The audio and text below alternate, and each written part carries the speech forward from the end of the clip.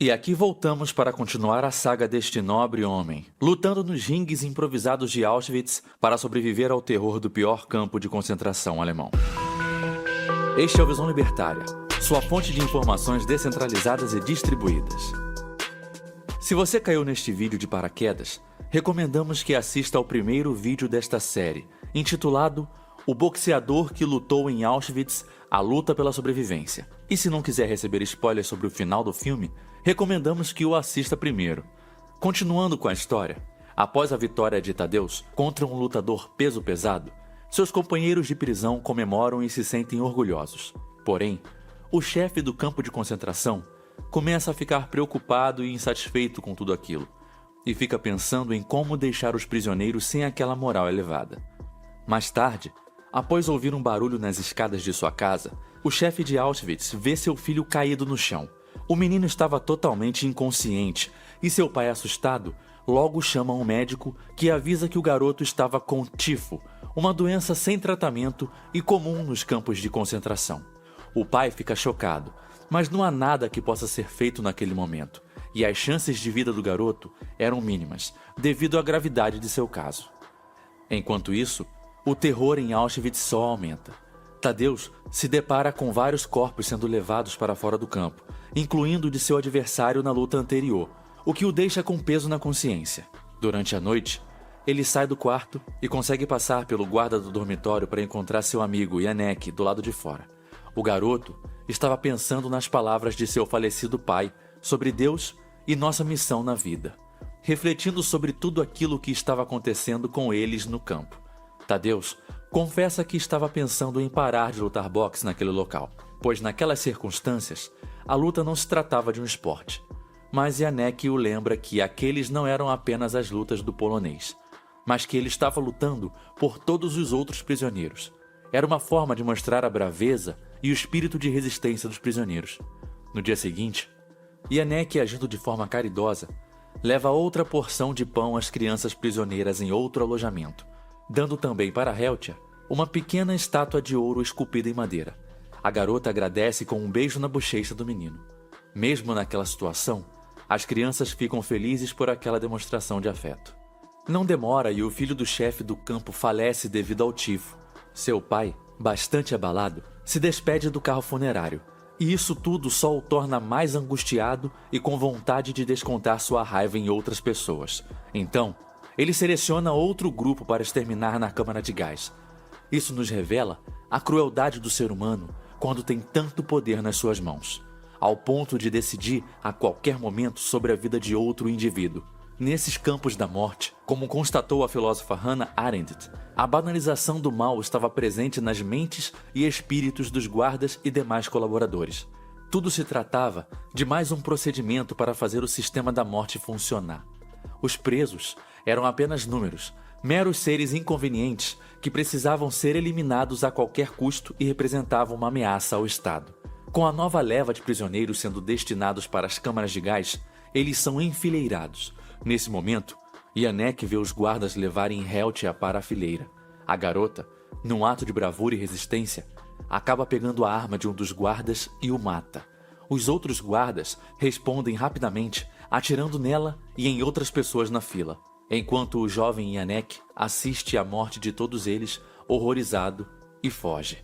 Janek, abalado, decide contar a Tadeusz sobre a morte de Heltia, e o lutador tenta confortar o garoto dizendo que ela nunca morrerá enquanto ele se lembrar dela. Mas Tadeusz lhe lembra de que ele precisa voltar à enfermaria onde ajudava nos trabalhos. Na enfermaria, o oficial e o chefe do campo de concentração estava sendo enfaixado, pois tomou um tiro de raspão durante o caos. Ele reconhece Janek e pede que o garoto lhe aplique a injeção, dizendo propositalmente que caso ele errasse a aplicação, mataria o oficial. O alemão então fala com o garoto que seus massacres são permitidos por Deus e que uma bala poderia ter acertado seu coração, mas não acertou. E Janek então apenas responde que Deus não obriga ninguém a matar outras pessoas, dando a entender que Deus nos deu o livre-arbítrio. De fato, a responsabilidade das ações de um indivíduo não é de uma entidade superior, mas sim culpa de quem escolhe os fazer com seu livre-arbítrio. E não há desculpas para aqueles que ousam dizer que apenas cumpriam ordens quando são culpados pelos seus crimes. Todos temos escolha, e nenhum soldado ou burocrata alemão foi obrigado a fazer o que eles fizeram durante o Holocausto. Eles poderiam ter mudado de emprego ou função. Dias depois, Tadeusz fica sabendo por meio do guarda Walter sobre o soldado alemão no campo conhecido como Martelada, que era um ex-campeão de boxe famoso. O lutador polonês vai até os superiores e pede para lutar contra a Martelada, fazendo uma proposta. Se ele vencer, Janek seria liberto e, caso fosse negado o pedido, ele pararia de entreter a todos com suas lutas. Quase como um acordo com o diabo, o comandante aceita a proposta, acreditando que o polonês morrerá no ringue. Mas os alemães têm um plano para destruir Tadeusz. A luta é marcada. Tadeusz e Martelada se encaram quando o primeiro round começa. O polonês desvia dos socos do alemão e procura por Janek entre a multidão de prisioneiros assistindo a luta, mas não o vê. O Martelada leva alguns socos e erra tantos outros, mas é salvo pelo fim da primeira rodada. Nosso protagonista bebe um gole de água, mas começa a ficar tonto e leva um soco no queixo e cai. A água estava envenenada e os prisioneiros estranham a fraqueza do lutador polonês. Rapidamente, os alemães começam a afastar os prisioneiros e são todos obrigados a se enfileirar. Tadeusz acaba vomitando o veneno e se levanta dizendo que está pronto para continuar, pois não desistiu da luta. Mas os alemães trazem Janek todo machucado e com marcas de tortura, obrigando o garoto e o polonês a lutarem, pois caso contrário, os dois seriam executados. Janek também não queria lutar, e o comandante alemão manda executar os dois, mas um guarda, que também era prisioneiro, acaba pegando a arma e disparando um tiro que acerta e mata o pobre garoto. Tadeusz, ao gritar em protesto, horrorizado com a brutalidade contra um jovem indefeso, acaba sendo nocauteado por um cacetete e apaga totalmente. Os alemães lhe deram uma falsa esperança e ele caiu nessa mentira. Não se pode confiar em quem só queria seu sofrimento como diversão. Os alemães não aceitariam ver um ariano, ou seja, um indivíduo da raça superior, segundo a doutrina nazista, perdendo de um prisioneiro de Auschwitz, e que é de uma categoria de peso mais leve. O lutador polonês acaba sendo amarrado em um poste pelo resto da noite, sendo colocado nele uma placa de campeão em seu pescoço como forma sádica de humor, com os gritos de pessoas morrendo nas câmaras de gás atormentando o homem durante a noite. Somente na manhã seguinte, ele é solto. Ao se recuperar e ser mandado ao trabalho, Tadeusz então encontra a pequena estátua de anjo um pouco queimada na cova dos mortos, a mesma que seu amigo Janek tinha dado para Helcia. O polonês a pega e se enche de força para se levantar e continuar, e decide que vai voltar ao ringue para ter sua revanche com o lutador alemão Martelada. Com os oficiais entusiasmados em ver essa luta e aceitando o pedido de revanche, alguns oficiais acabam apostando dinheiro no polonês. Com o início da luta, Tadeusz evita dar socos e fica apenas olhando para a Martelada sem medo, desviando de seus golpes, mas acaba indo à lona após receber uns golpes, conseguindo se levantar no último segundo.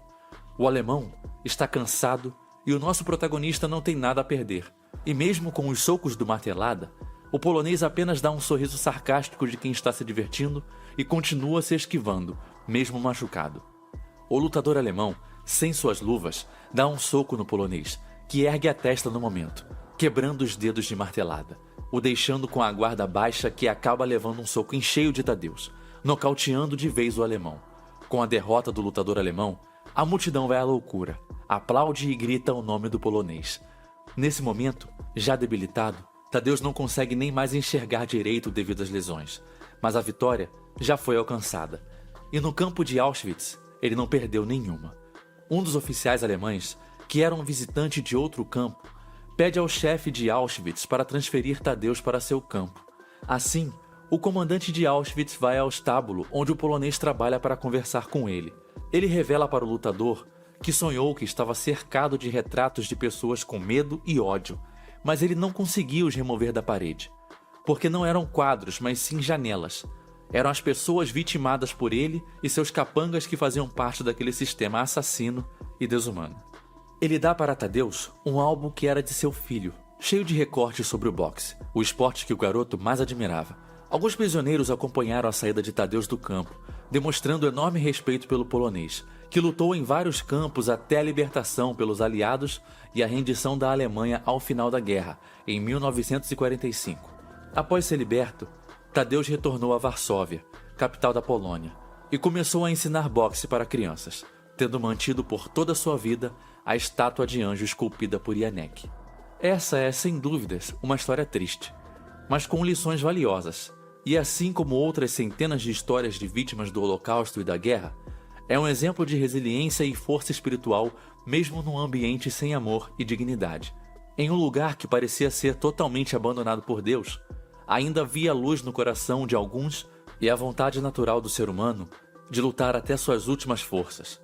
Devemos ter imenso respeito por todos os sobreviventes dos campos de concentração e também pelos inocentes que morreram pela crueldade daqueles que, seguindo seu livre-arbítrio, decidiram fazer o mal. Histórias como a do lutador de Auschwitz, além de tantos outros, precisam ser lembradas, pois a ameaça de tiranias e governos totalitários faz sempre presente. Afinal, o preço da liberdade é a eterna vigilância e nunca podemos abaixar a guarda. Todas as pessoas que passaram pelos campos de concentração não estavam lá pelo que fizeram, mas pelo que elas eram e representavam ao regime, seja pelo seu posicionamento político ou pelo grupo étnico e cultural que faziam parte. Ter um espírito resiliente e corajoso nessas condições desumanas não apenas ajudava na busca por recursos básicos, mas também simbolizava uma resistência contra a desumanização imposta pelos perpetradores do Holocausto. Manter a esperança, a dignidade e o senso de humanidade em meio a uma atmosfera de crueldade extrema era um ato de resistência contra as forças que buscavam destruir não apenas vidas, mas também a própria essência do ser humano. Os nazistas e os colaboradores do Holocausto e de toda aquela violência não estavam apenas matando pessoas, mas destruindo sonhos, famílias e culturas inteiras, e as possibilidades de vidas que foram apagadas da história. Enfim, todas essas histórias de luta contra o mal nos lembram da profundidade e poder da resiliência humana e da capacidade de manter a chama da humanidade acesa, mesmo nos momentos mais sombrios, quando achamos que fomos abandonados por Deus. Elas destacam a importância de valorizar a liberdade não apenas como um direito inalienável, mas como uma força que nos impulsiona a resistir diante das adversidades, a preservar nossa dignidade e a procurar a luz, mesmo nas situações mais desesperadoras. Para continuar no assunto e descobrir como um homem sobreviveu a vários campos de concentração graças a seu espírito resiliente, assista ao vídeo O Sobrevivente de 4 Campos de Concentração. O link está na descrição. Obrigado por sua audiência.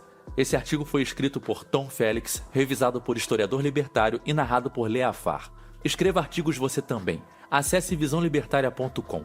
Se você gostou do vídeo, compartilhe em suas redes sociais. Caso deseje ser avisado de outros vídeos, inscreva-se no canal e depois clique no botão da campainha. Um abraço e até a próxima.